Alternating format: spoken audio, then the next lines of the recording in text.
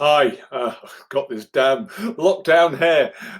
So the plan was I was going to go to the barber's the week after we went back into the January lockdown. So what can I do? Anyway, I'm Simon Unger, the Chief Executive of the Procurement Group, and we have been working with organisations to save them money directly in terms of costs, but indirectly in terms of operating methods. For over 17 years now, and we specialise with multi-site operators, whether that be offices or retailers or any other kind of business, could be hospitality businesses, and we work on a gain share model. And I want to talk today about the three things that any finance director who's sitting there without revenue at the moment because their sites are closed and they can't trade.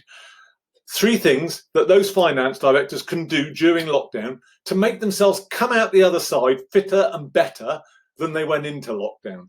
And it's hard because you've got people ringing you, chasing you for money. You've got no money to give them because you've got no income.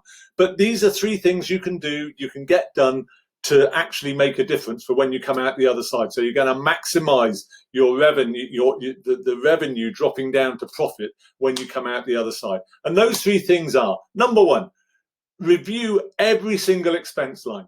Print out your nominal report by category and go through every item you're spending money on and just look at it and understand it and say, well, when did we last review it? And if that was more than, I would say, 18 months ago, then I would get it reviewed. Yeah, I would just review it, call the supplier up, say you want to review, and that's it. So that's number one.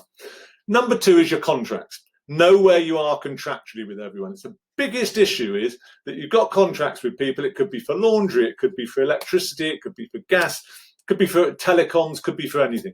You've got contracts and you actually don't know when they end. And even if you do know when they end, you don't know what the termination provisions are. So get your contracts up to date. And then the final one is to reduce the number of suppliers you deal with. And that in turn will reduce the transaction count. And you do that again by going through the nominal, but you run a report from your system which shows you the nominal by product type, by heading, by nominal heading, but by supplier.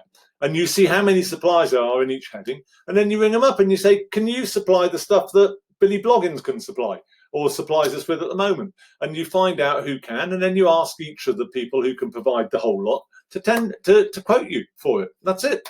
And if you need help doing any of that, give me a call. I'm happy to discuss it with you. If you want to do it yourself, that's fine. Pick my brains.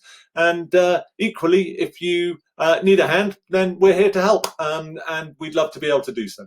So I hope that's been helpful. Have a great week. Whenever you're looking at this, I'm not sure. Anyway, have a great week. And I will be back next week with more ideas. Thank you. Bye.